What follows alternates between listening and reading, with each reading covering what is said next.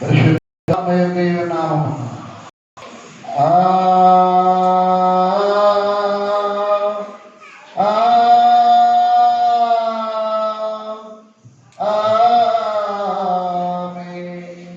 నీ వెలుగును నీ సత్యము బయలుదేరజేయము. అవి నాకు త్రోవ చూపు.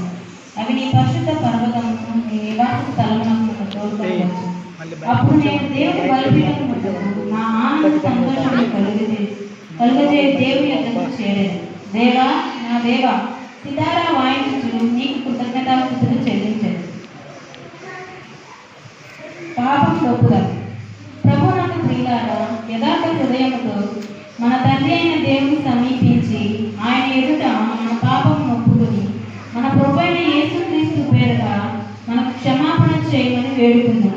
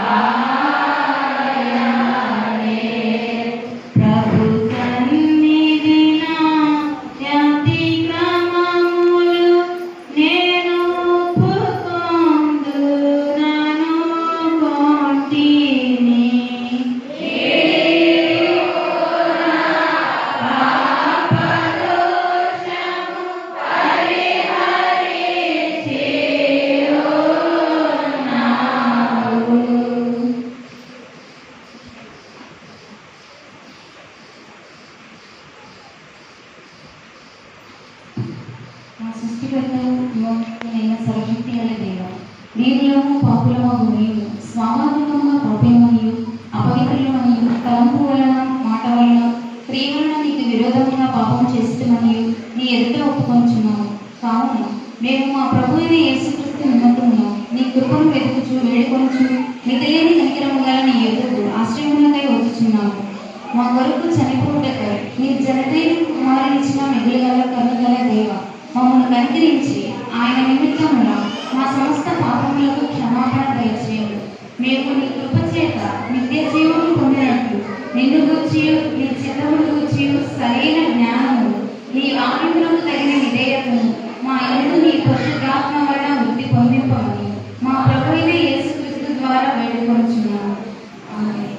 మన పరలోకపు తండ్రి సర్వశక్తి గల దేవుడు మనలను కనికరించి మన కొరకు చనిపోటకై తన ఏక కుమారునిచ్చి ఆయన మూలమున మన పాపములన్నిటినీ క్షమించుచున్నాడు. ఆయన నామముందు విశ్వాసం ఉంచు వారికి దేవుని కుమారులకు అధికారం ఇచ్చు. వారికి తన పరిశుద్ధాత్మ అనుగ్రహించు. నమ్మి బాప్తిస్మము పొందిన వాడు రక్షింపబడును. ఓ ప్రభువా, ఈ రక్షణ అందరికీ దయచేయండి.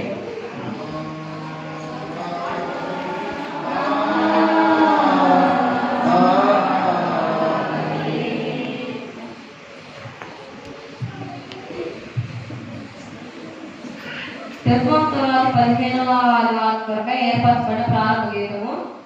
యెహోవా, నా ప్రార్థనకు చెవియొగ్గుము, నా మనోరథాన్ని ఆలకింపుము.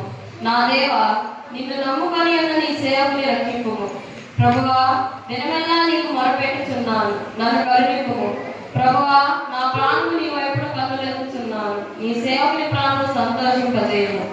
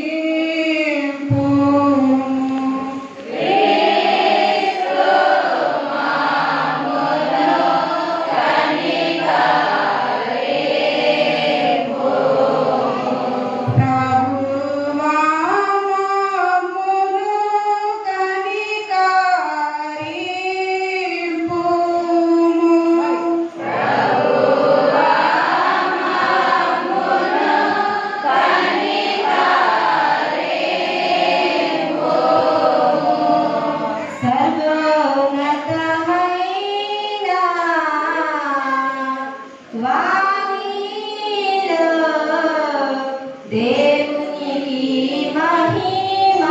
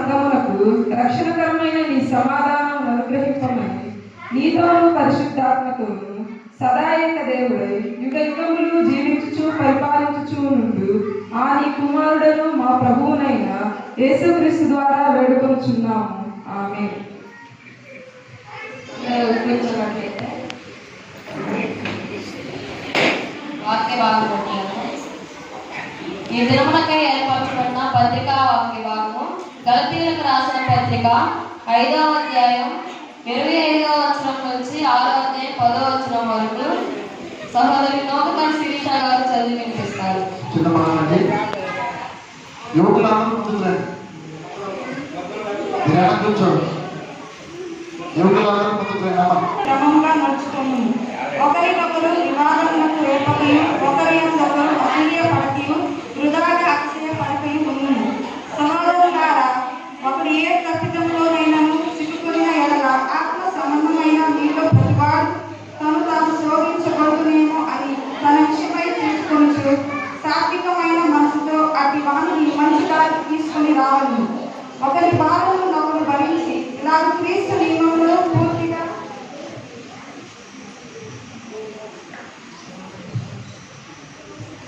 నెరవేర్చుడు.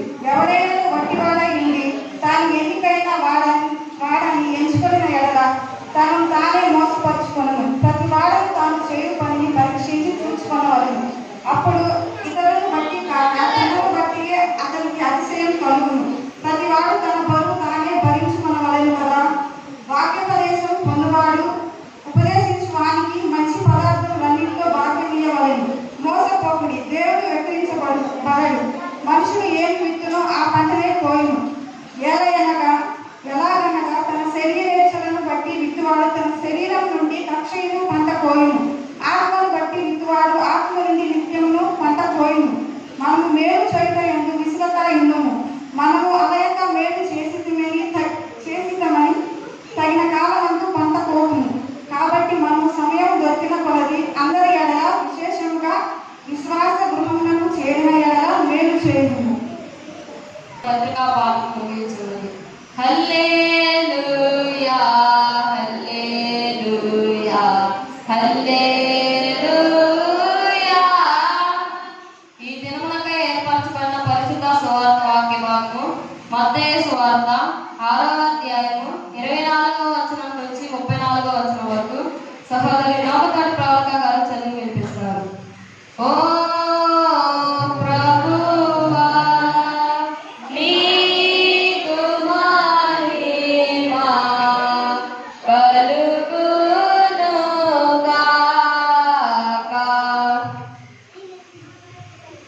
ఈ దినమునకై ఏర్పరచబడిన సువార్త వాక్య భాగము మత్తయి సువార్త 6వ అధ్యాయం 24 నుండి 34 వరకు. ఎవడును ఇద్దరు యజమానులకు దాసులుగా ఉండలేరని అతడు ఒకరిని ద్వేషించి ఒకరిని ప్రేమించును, లేదా ఒకరి పక్షంగా నుండి ఒకరిని తృణీకరించును. మీరు దేవునికి స్త్రీకి దాసులుగా ఉండలేరని. అందువలన నేను మీతో చెప్పినదేమనగా, ఏమి తిందుమో ఏమి త్రాగుమో అని మీ ప్రాణమును గూర్చి ఎరుగను, ఏమి ధరించుకుందుమో అని మీ దేహమును గూర్చి ఎరుగను చింతింపకుడి. ఆహారం కంటే ప్రాణములు, వస్త్రము కంటే దేహమును గొప్పవి కావా? ఆకాశ పక్షులను చూడుడి, అవి విత్తవు కోయవు, కొట్లలో కూర్చుకొను, అయినను మీ పరలోకపు తండ్రి వాటిని పోషించుచున్నాడు. మీరు వాటికంటే బహు శ్రేష్ఠులు కారా? మీలోనెవడు చింతించడం వలన తన ఎత్తుమూడు ఎక్కువ చేసుకొనగలడు? వస్త్రములను గూర్చి మీరు చింతింపనేలా? అడవి పువ్వులు ఎలా ఎదుగుచున్నావో ఆలోచించుడి. అవి కష్టపడవు, పడకవు, అయినను తన సమస్త వైభవంతో కూడిన సొలొమోను సహితము వీటిలో ఒకదాని వలనైనను అలంకరింపబడలేదు. నేడుండి రేపు పోయిలో వేయబడు అడవి గడ్డికి దేవుడిలా అలంకరించిన ఎడల అల్ప విశ్వాసులారా, మీకు మరి నిశ్చయముగా వస్త్రములు ధరింపచేయను కదా. కాబట్టి ఏమి తిందుమో ఏమి త్రాగుదమో ఏమి ధరించుకుందుమో అని చింతింపకుడి. అన్యజనులు వీటన్నిటి విషయమై విచారించును. ఇవన్నీ మీకు కావాలనని మీ పరలోకపు తండ్రికి తెలియను. కాబట్టి మీరు ఆయన రాజ్యమును నీతిని మొదట వెదకుడి, అప్పుడు అవన్నీ మీకు అనుగ్రహింపబడును. రేపటిని గూర్చి చింతింపకుడి. రేపటి దినము దాని సంగతులను గూర్చి చింతించును. ఏ నాటి కీడు ఆ నాటికి చాలును. ఇంతటితో ఈ దినమునకైన పరిశుద్ధ సువార్త పాఠం ముగియుచున్నది. ఓ క్రీస్తు నీకు స్తోత్రము కలుగునుగాక. ఈ సమయాన్ని సాధులు ప్రియా గారికి అప్పగించారు.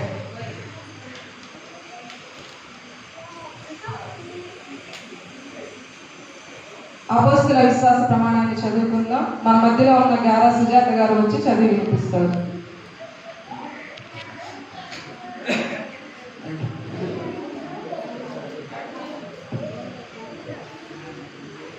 అపోస్తుల విశ్వాస ప్రమాణం చెప్పుకుందాం. భూమి ఆకాశములను సృజించిన సర్వశక్తి గల తండ్రి అయిన దేవుని నమ్ముచున్నాను. ఆయన ఏక కుమారుడను మన ప్రభు అయిన యేసుక్రీస్తును నమ్ముచున్నాను. ఈయన పరిశుద్ధాత్మ వలన గర్భమున ధరింపబడి కన్య అయిన మరియకు పుట్టి పొంది పిలాతు అధికారం కింద శ్రమపడి సిలువ వేయబడి చనిపోయి సమాధి చేయబడనియు అదృశ్య లోకంలో నుండి దిగిననియు చనిపోయిన వారిలో నుండి మూడో దినమున తిరిగి లేచి పరలోకమునకెక్కి సర్వశక్తి గల తండ్రి అను దేవుని చేతి వైపున కూర్చున్నాడని సజీవులను మృతులను తీర్పు చేయటకు అక్కడి నుండి వచ్చిన నేను నమ్ముచున్నాను. పరిశుద్ధ ఆత్మను నమ్ముచున్నాను. పరిశుద్ధ క్రైస్తవ సంఘమును, పరిశుద్ధుల సహవాసమును, పాప క్షమాపణయు, శరీర పునరుద్ధానమును, నిత్య జీవమును ఉండాలని నమ్ముచున్నాను. ఆమేన్.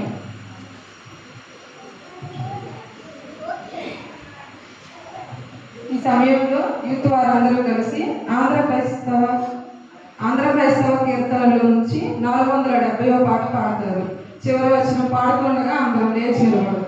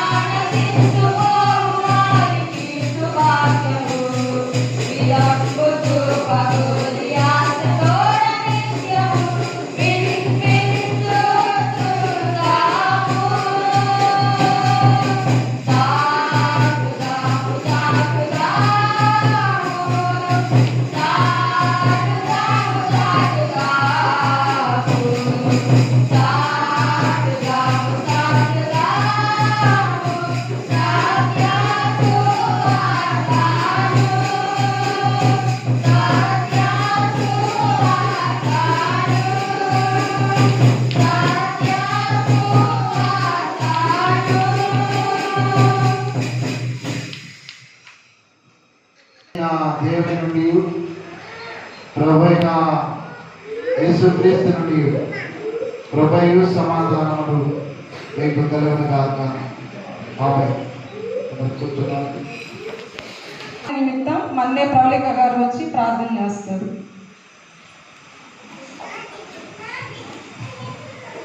ప్రార్థన చేస్తున్నాం.